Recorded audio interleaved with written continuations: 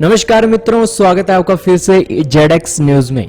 एक बार फिर से आज आपके लिए देश और दुनिया की खबरें इस वीडियो में हाजिर हैं। आप सभी से गुजारिश है कि इस वीडियो को अंत तक तो देखिएगा ही और चैनल के बारे में आपके क्या राय है कमेंट सेक्शन में जरूर लिखिएगा। हालांकि दोस्तों हमें यह भी बताइएगा कि क्या आपको न्यूज से पहले हेडलाइंस अच्छी लगती हैं या नहीं लगती, क्योंकि कई लोगों के कमेंट आए थे कि 1.5 मिनट तो आपने यूं ही बर्बाद कर दिया। उसके बारे में हमें कमेंट सेक्शन में जरूर लिखकर बताएं। आज हम कोई भी हेडलाइंस नहीं ले रहे हैं और सीधी न्यूज ही आपको देंगे। तो दोस्तों शुरू करते हैं आज की इस वीडियो को। तो दोस्तों सबसे पहले शुरू करते हैं भारत की खबरों से। दोस्तों भारत ने 10 लाख टेस्ट अब तक पूरे कर चुके हैं और अब भारत में 40,000 के करीब केस सामने आ चुके हैं। फिलहाल कल जो सामने आए थे मामले, उसके अनुसार 2400 केस एक दिन में भारत में रजिस्टर किए गए थे, जो अब तक का हाईएस्ट भारत के अकॉर्डिंग हो चुका है। हालांकि दोस्तों इसी दौरान चाइना में करीब 2 केस आज रजिस्टर किए गए हैं, तो वहीं 28 लोग चाइना में ठीक भी हो चुके हैं।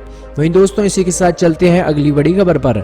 यह खबर यूएई से जुड़ी हुई है। जी हां दोस्तों, यूएई की मदद भारत ने हाइड्रोक्सीक्लोरोक्वाइन और पैरासीटामोल भेजकर हाल ही के दिनों में की थी, मगर दोस्तों अब यूएई ने भारत के इस कर्जे को चुकाने के लिए 7 टन की मदद भारत को की है। हालांकि यूएई अब तक 34 देशों में अपनी मदद पहले ही भेज चुका है और अब भारत के लिए 7 टन की मेडिकल सप्लाई उसने भेजी है, जिसके जरिए 7,000 डॉक्टरों और कोरोना वॉरियर की मदद हो सकेगी इस इन्फेक्शन से लड़ने के लिए। चलते हैं अगली बड़ी खबर पर। यह खबर जुड़ी हुई है अमेरिका से। जी हां दोस्तों, अमेरिका की US food and drug administration ने अब हाइड्रोक्सीक्लोरोक्वाइन के बाद रेमडेसिविर नाम की दवा पर रिसर्च शुरू कर दिया है और इसके नतीजे काफी चौंका देने वाले और एक बेहतरीन नतीजे सामने आए हैं। हालांकि अभी इस पर रिसर्च चल रही है और अभी शुरुआती स्टेजों पर जो आंकड़े सामने आए हैं उस कारण से अमेरिका की ये फूड एंड ड्रग एडमिनिस्ट्रेशन ने रेमडेसिविर को एक कड़ी दवाई माना है। हालांकि दोस्तों आपकी जानकारी के लिए बता दें कि ये रेमडेसिविर नाम की दवा इबोला वायरस के लिए इस्तेमाल में लाई जाती है और ये रेमडेसिविर दवा अब कोरोना वायरस के लिए इस्तेमाल की जाएगी। इसके लिए अब अमेरिकी विभाग सोच रहा है।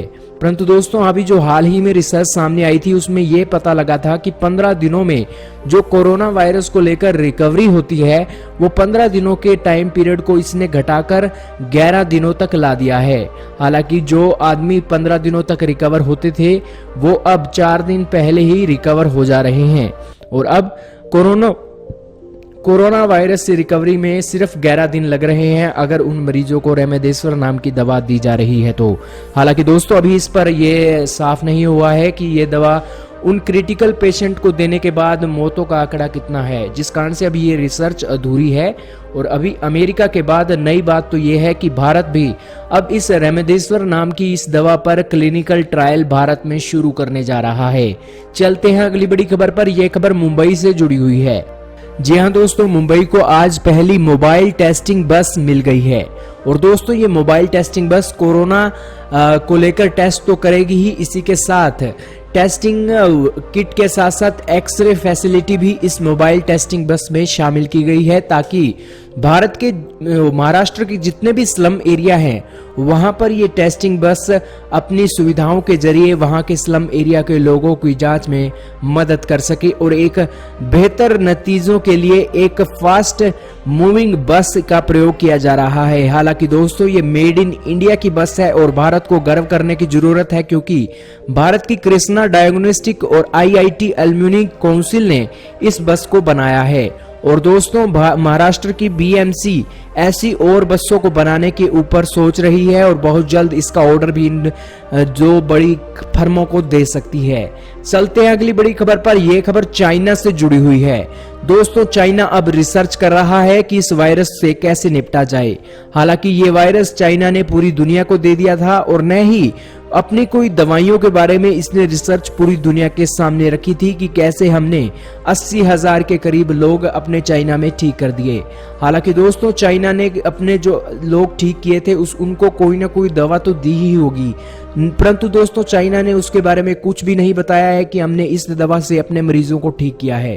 हालांकि अब जब चाइना अपने इस वायरस से निकल गया है तो अब भारत की हाइड्रोक्सीक्लोरोक्विन के बारे में वो रिसर्च कर रहा है और इसी के ही नतीजे आज सामने आए हैं। और चाइना की रिसर्च टीम ने कहा है कि हाइड्रोक्सीक्लोरोक्विन नाम की दवा देने से जो मृत्यु दर इस कोरोना वायरस से होती है वो मृत्यु दर में कमी आ रही है। और ये हाइड्रोक्सीक्लोरोक्विन कुछ हद तक उस मरीज के अच्छे प्रयोग में लाई जा रही है और उसको अच्छी खासी राहत भी इस हाइड्रोक्सीक्लोरोक्विन नाम की दवा से मिल रही है।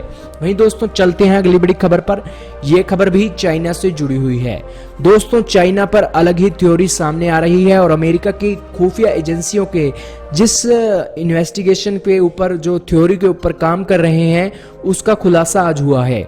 दरअसल दोस्तों ये चाइना का कहना है कि वुहान की जो वेट मार्केट है और ये कोरोना वायरस है, ये कोरोना वायरस चमगादड़ से निकला है। इस बारे में कोई भी किसी भी दुनिया के लोगों को कोई भी शक नहीं है कि ये चमगादड़ से निकला है, इसीलिए ही इसे कोरोना वायरस बोला गया है। और इसी कारण से अब ये वुहान वायरस वुहान मार्केट के ऊपर ये दावा करता है चीन कि वहां पर तो चमगादड़ ही नहीं बिकते हैं। और दोस्तों ये सच भी है क्योंकि कुछ चाइनीज इंडियन ने वहां पर कंफर्म किया है कि वहां पर चमगादड़ नहीं बिकते हैं। परंतु दोस्तों अगर वहां चमगादड़ नहीं बिकते हैं तो आखिरकार ये वायरस आया तो आया कहां से है। और इसी कारण से ही पूरी दुनिया का ध्यान वुहान की लैब पर जा रहा है क्योंकि 2015 में चाइना की ये वुहान लैब में इस कोरोना वायरस को लेकर टेस्ट हो रहे हैं क्योंकि 2002 में जो कोरोना वायरस आया था उस कारण से कोई और कोरोना वायरस न आ सके इसको लेकर टेस्ट हो रहे थे। और उसी कारण से 2018 में अमेरिका ने वहां पर दौरा भी किया था अमेरिका की टीम ने, और अमेरिका की टीम ने वहां पर पता लगाया था कि वहां पर चाइनीज ऑफिशियल जो काम कर रहे हैं वो चाइनीज ऑफिशियल सही रूल और रेगुलेशन के साथ साथ सेफ्टी का ध्यान नहीं कर रहे हैं और जिस कारण से उस लैब से इस वायरस के लीक होने का खतरा देखा जा रहा है। हालांकि दोस्तों अब आप सोच सकते हैं कि चाइना की वेट मार्केट को इसके लिए दोषी मानना, जहां पर चमगादड़ बिकते ही नहीं है, तो ये बात गलत होगी। और इसीलिए इस कोरोना वायरस के लिए असली वजह कोई और है और इसीलिए ही पूरी दुनिया इस वायरस की इन्वेस्टिगेशन के लिए चाइना जाना चाहती है। हालांकि दोस्तों चाइना में जितने अभी साइंटिस्ट और रिसर्चर काम कर रहे हैं वो पूरी दुनिया के अमेरिका और यूरोप के रिसर्चर के अकॉर्डिंग बहुत छोटे हैं क्योंकि उनकी प्रतिभा, चाइनीज रिसर्चर की प्रतिभा यूरोप और अमेरिका के रिसर्चर की प्रतिभा के मुकाबले कहीं भी नहीं टिकती है। और यही कारण है कि अमेरिका और यूरोप के रिसर्चर पूरी दुनिया में लीड करते हैं और इसी कारण से वो रिसर्चर ये पता करना चाहते हैं कि ये वायरस जब वुहान की मार्केट से नहीं निकला है तो इसके पीछे का असली कारण क्या है। और इसीलिए पूरी दुनिया दबाव बना रही है कि चाइनीज आप अपने इन्वेस्टिगेशन को लेकर पूरी दुनिया के रिसर्चर को आने दें, मगर चाइना इसलिए डर रहा है क्योंकि और कहीं से तो ये वायरस आ नहीं सकता और सबसे नज़दीक वुहान वेट मार्केट के वुहान लैब ही है और इसी जरिए किसी न किसी तरीके से वुहान लैब के जरिए ही ये वायरस पूरी दुनिया में फैला है। पहले ये वुहान लैब से वुहान की मार्केट में गया, फिश मार्केट में, और फिर वुहान की फिश मार्केट से पूरी दुनिया में फैला। हालांकि दोस्तों कुछ रिसर्चर का तो ये भी कहना है कि वुहान की जो ये लैब है वहां पर ये कोरोना वायरस जो अभी फिलहाल पूरी दुनिया में फैला हुआ है उसके अकॉर्डिंग 96% इसकी मैपिंग हो चुकी है और ये पूरी दुनिया में फैला हुआ कोरोना वायरस वुहान की जो लैब में कोरोना वायरस पर रिसर्च हो रही थी उसके अकॉर्डिंग 96% तक बिल्कुल सेम उसकी संरचना बैठती है। और दोस्तों 4% का जो फर्क है वही डिसाइड करता है कि ये वायरस ह्यूमन टू ह्यूमन फैलेगा या नहीं फैलेगा।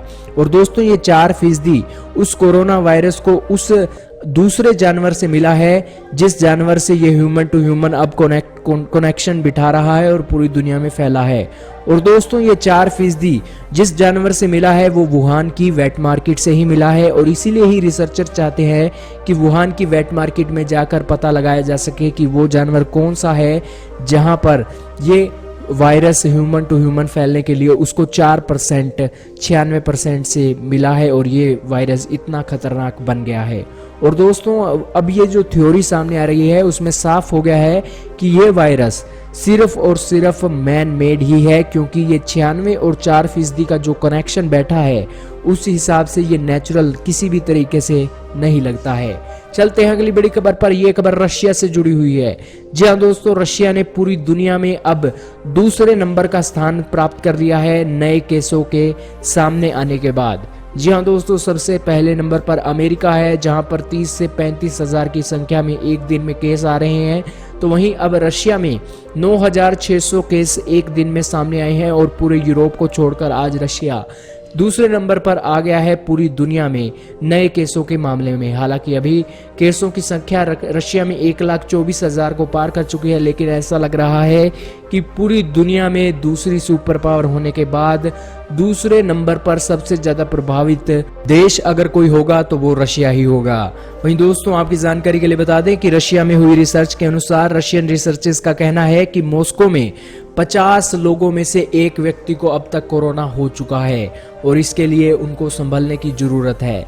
हालांकि दोस्तों, वहीं एक और बड़ी खबर रशिया से ही निकली है, जहां पर एक महीना पहले रशिया ने अमेरिका को जहाज भरकर मेडिकल सप्लाई भेजी थी, जिसमें 15,000 रेस्पिरेटर, 80,000 एंटीसेप्टिक मटेरियल था और 30,000 ग्लव के साथ साथ 4 लाख मेडिकल क्लोथिंग सूट थे। और दोस्तों, इसी जहाज भरकर जो ये मेडिकल सप्लाई भेजी गई थी, इसी को लेकर जो अमेरिका के राष्ट्रपति डोनाल्ड ट्रंप हैं, उन्होंने रशिया की तारीफ की थी। मगर दोस्तों, अब मीडिया में ये खबरें आ रही हैं कि रशिया ने उस जहाज की जो डिलीवरी की थी उसके जरिए अब बहुत बड़ा बिल अमेरिका से मांग लिया है और अमेरिका से $6,60,000 की डिमांड रशिया ने रखी है। तो दोस्तों, ये थी आज के पूरे दिन की खबरें। वीडियो आपको कैसी लगी हमें लाइक और कमेंट करके जरूर बताएं और हमें ये भी बताइएगा कि क्या हमें न्यूज़ में हेडलाइन को शामिल करना चाहिए या नहीं करना चाहिए, कि क्या इससे आपका टाइम बचता है या नहीं। कमेंट सेक्शन में जरूर बताइएगा। वीडियो को आपने यहाँ तक देखा, हम आपके बहुत बहुत शुक्रगुजार हैं।